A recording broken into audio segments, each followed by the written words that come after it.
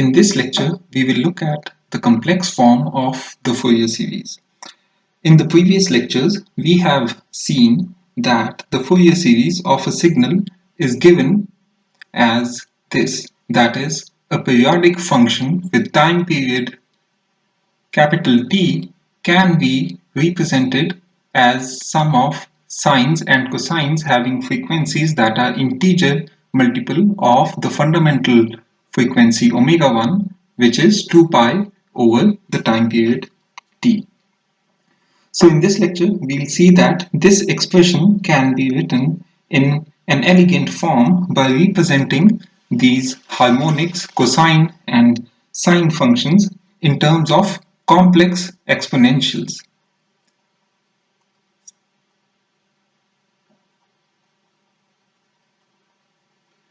Such as these.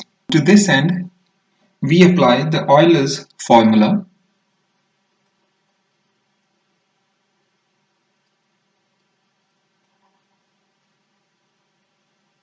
and write this complex exponential as cosine of n omega 1 t plus iota sine n omega 1 t, where this iota is under root of minus 1. So cosine n omega 1 t can be written as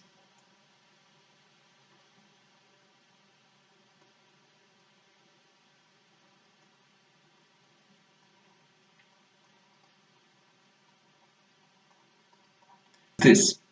Similarly, from this formula, we can see that sine n omega 1 t can be written as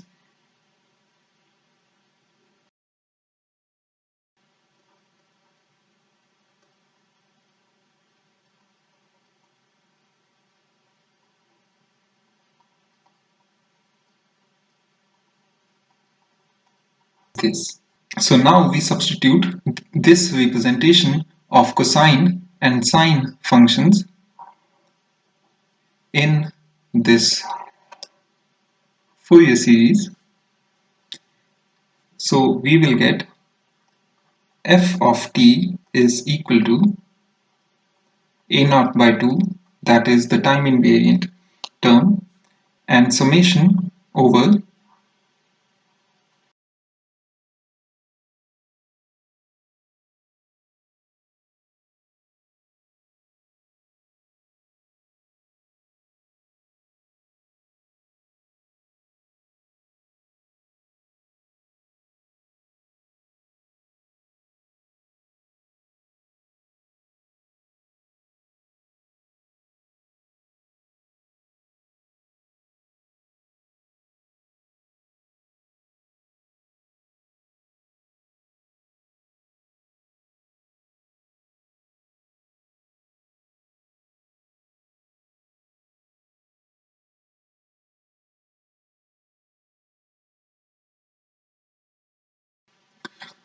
So we can write this Fourier series over here in an alternate form given by this, where we have replaced the cosine functions by this expression in terms of the complex exponentials and sine functions in terms of these complex exponentials using this formula.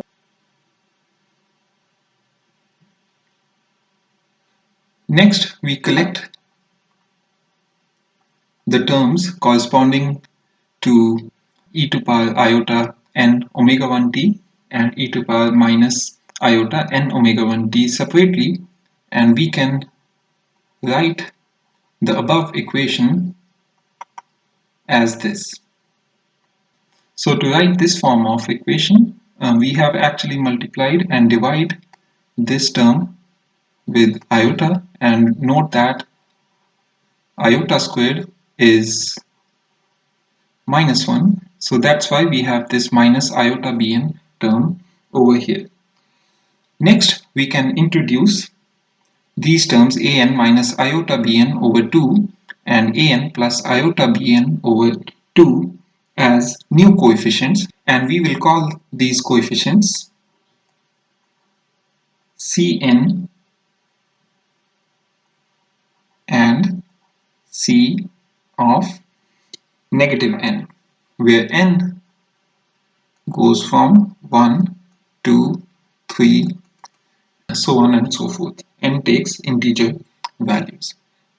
One thing to note over here is that the coefficient Cn is actually the complex conjugate of the coefficient C of minus n. So we'll denote the complex conjugate of complex number with this over bar. So in general, these coefficients Cn and C of minus n can be complex valued, because note that for a function f of t that is real valued, an and bn would be real valued. But because bn is real valued, an minus iota bn can be complex valued if bn is not 0. Similarly, c of minus n would be in general complex valued. Now we can write this equation as f of t equals to summation over n going from minus infinity to infinity Cn times exponential iota n omega 1 t. Recall that omega 1 is the fundamental frequency given by 2 pi over the time period t. Another thing to note that C0 is A0 by 2. These coefficients Cn can be found either by using the definition of An and Bn. Cn is given by half of An minus iota Bn. So if we substitute the definitions of An and Bn, then we will get, so recall that An is given by 2 over t integral over the time period of f of t times cosine n omega 1 t dt, and bn is given by similar integral, except that f of t is now multiplied by a sine term.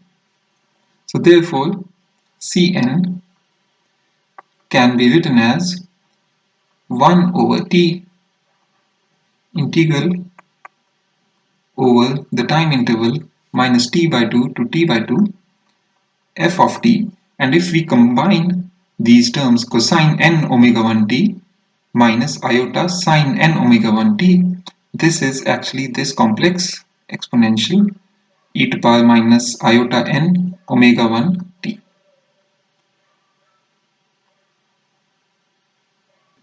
Therefore, the coefficients Cn are given by this integral. Another way to derive this formula for the coefficient Cn is to consider this Fourier series representation of this periodic function f of t in terms of complex exponentials, and then multiply both sides of this equation by a complex exponential e to power iota m omega 1 t.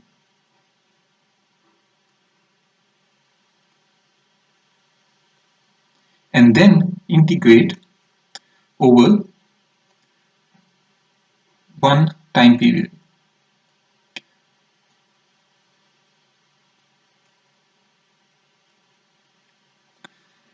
This is the similar approach by which we had found the coefficients an and bn using the Fourier series representation given over here.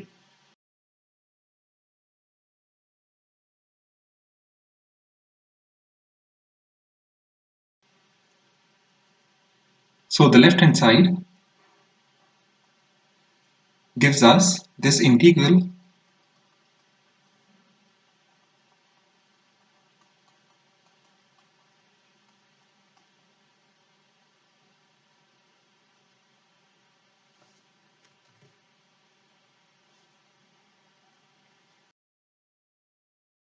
whereas on the right hand side we have terms which have products of two complex exponentials for each particular value of n. However, only one term remains when n is equal to m, because for all other terms, integral of this complex exponential when n is not equal to m over this time interval is 0, because you will have integrals of cosines and sines over this time interval, and then those integrals would be 0. So there's only one term that remains that corresponds to the case when n is equal to m. In that case, this is equal to 1, and therefore the integral on the right hand side becomes Cn times the time period t. Therefore, we have Cn given by this particular formula.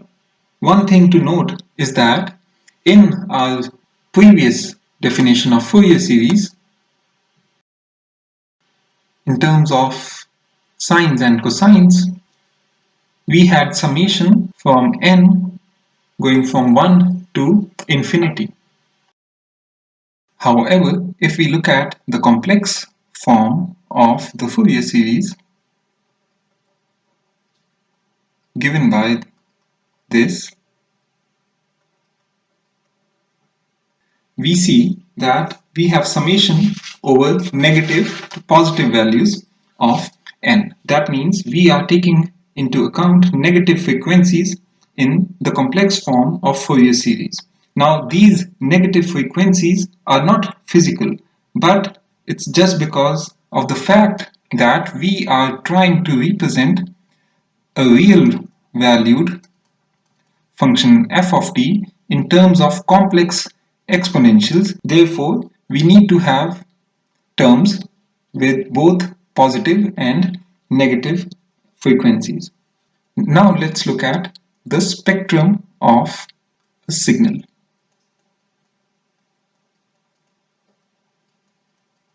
We have seen that the Fourier series allows us to write a function or a signal defined at infinite values of time or space in terms of harmonics with integer multiples of the fundamental frequency omega 1, that is 2 pi over the time period t of the periodic function.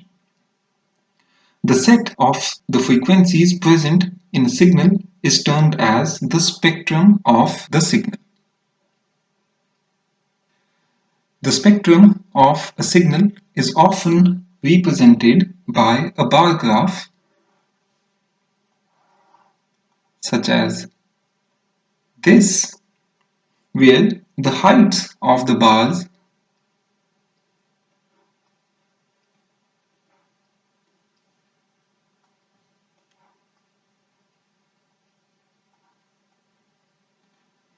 are the coefficients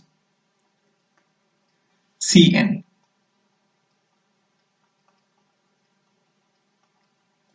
And note that we have negative frequencies in the complex form of the Fourier series. So we'll have coefficients for negative values of the frequency. And the first coefficient corresponding to 0 frequency appears over here. Note that the spectrum is made up of the frequencies present in the signal, not the values of the coefficients. Now we have seen that in general the coefficients are complex valued.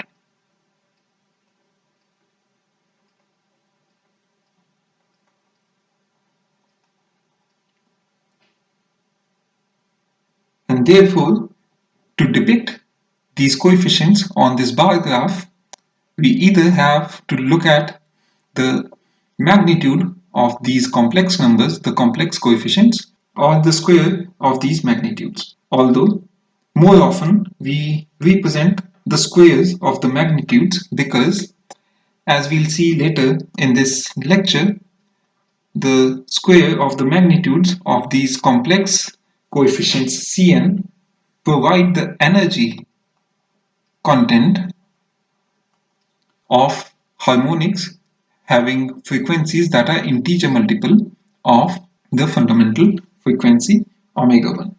Note that on the x-axis of this plot of the spectrum, we can either represent the frequencies or alternatively the factor n, that is the frequency of individual harmonic divided by the fundamental frequency. Because the square of the magnitudes of the complex coefficients in the Fourier series Cn are related to the energy content in the individual harmonic. Therefore, the sequence of the squared of the magnitude of Cn is called the power spectrum.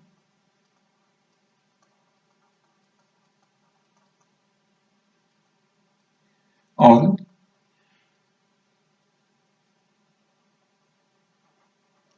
the energy spectrum. So this plot, if we are representing the squared of the magnitudes of the coefficient Cn versus the discrete frequencies, then we'll call that as the power spectrum. Note that the plot of the power spectrum over here does not provide any information about the phases of the individual harmonics, because when we take the magnitude, then the information of the phase is lost. And note that this power spectrum for a real valued function is symmetric about the vertical axis because we've seen that the coefficient Cn and coefficient C of minus n are related by this relation. So therefore their magnitudes are same. So the coefficient for, let's say, n equals to 1 and for n equals to minus 1 have the same magnitude. The coefficients Cn are in general complex valued. However, in certain cases, the coefficients Cn are real valued. To look at when these coefficients Cn take on real values, let's look at the definition of this coefficient.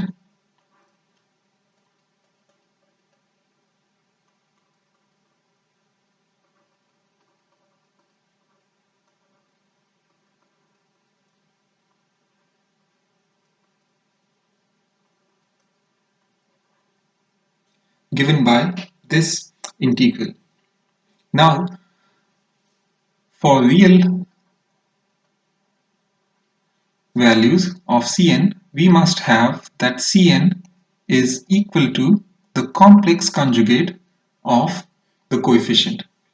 So if we look at the complex conjugate of this coefficient, we'll have Cn bar, and note that f of t is real valued. So instead of a negative sign over here, we'll have a positive sign. Now let's introduce a new variable tau, which is equal to minus of t. So if we try to write this integral in terms of tau, we will get the complex conjugate of Cn is equal to 1 over t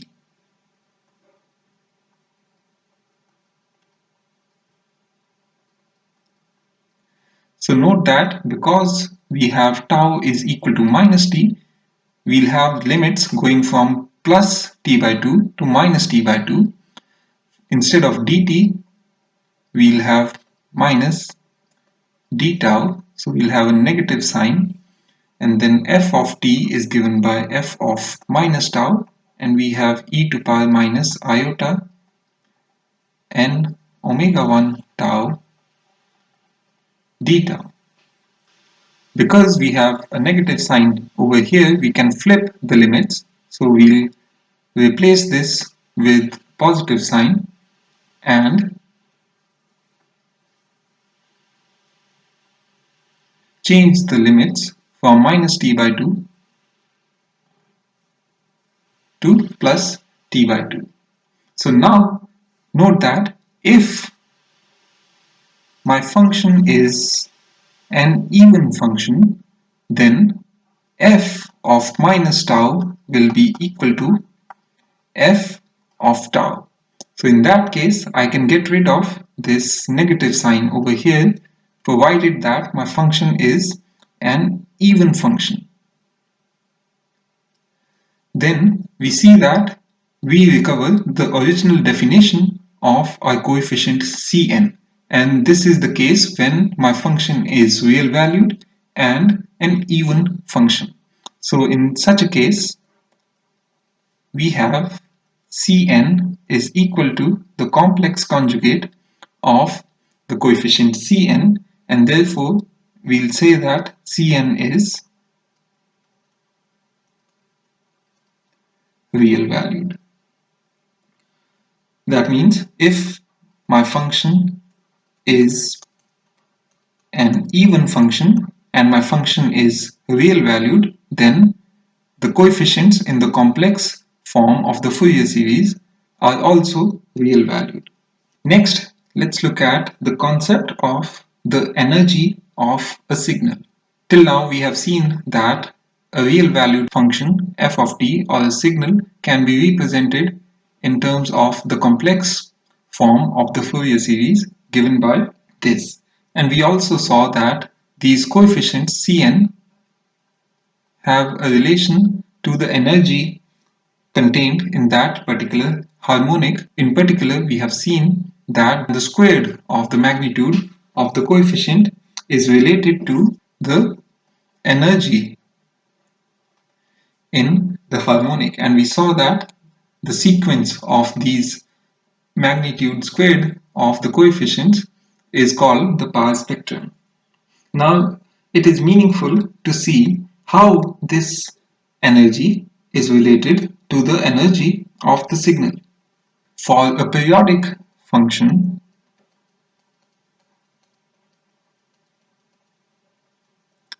with time period capital T, the energy of the function or the periodic signal is defined by the squared of the norm, and we look at the time interval minus t by 2 to t by 2, that is one period of that function. So the energy of the signal is defined by the squared of the norm of this function f of t. And note that for experimental science, we are always dealing with real valued functions, so we may get rid of this notation of the magnitude of this function. So we can simply say f squared. Now to see how this energy of the signal is related to the energy of the individual harmonics, we'll substitute the Fourier series in this integral over here, that is the square of the norm, and we'll get this particular integral, and this integral can be written as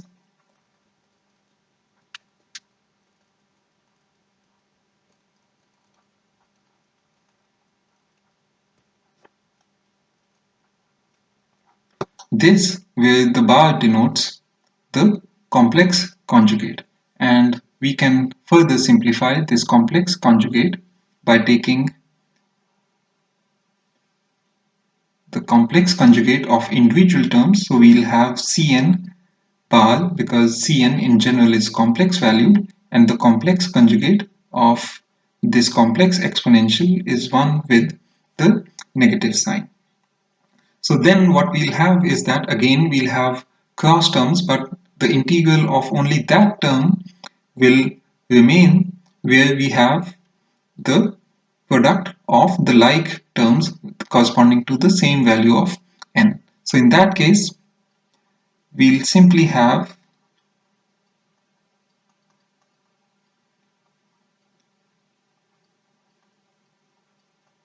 this integral over one time period of the periodic function, because if we have the cross terms and we integrate over one time period, then we have seen that integral of the complex exponential would be 0. So only these terms remain. Then we can write this integral as t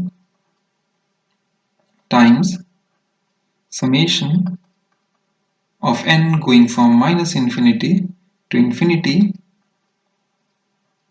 and squared of the magnitudes of these complex valued coefficients of the Fourier series.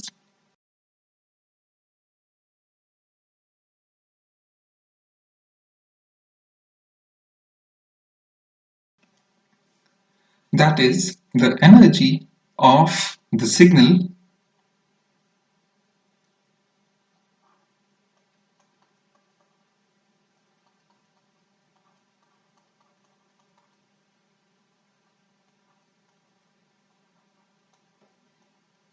is given by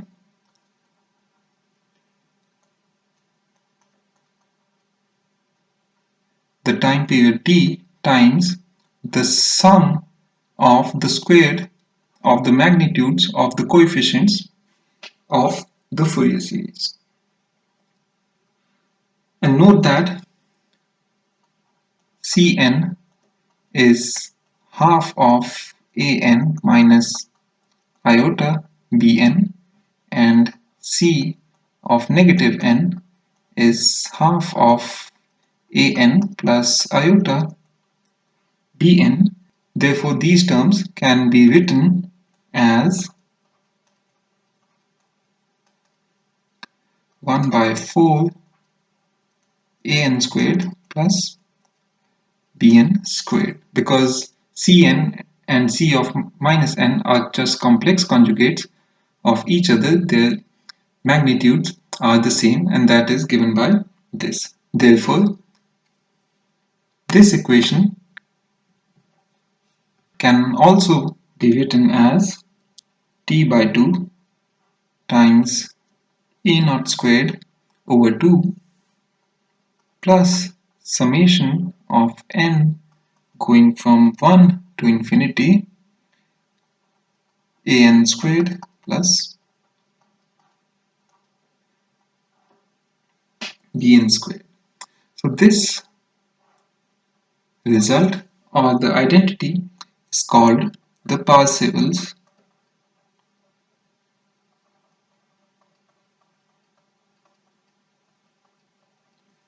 identity,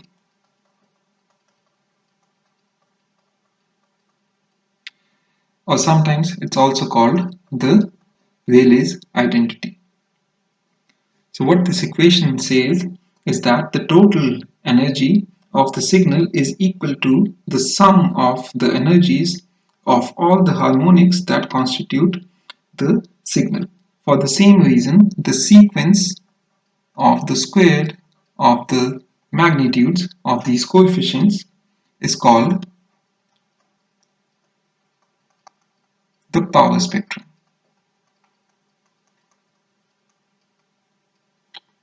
So in this lecture, what we have seen is that we can represent a real valued function in terms of Fourier series, and in particular its complex form given by this particular equation. And as you can see that this form of equation is much simpler than the original form of the Fourier series that we saw in the previous lectures.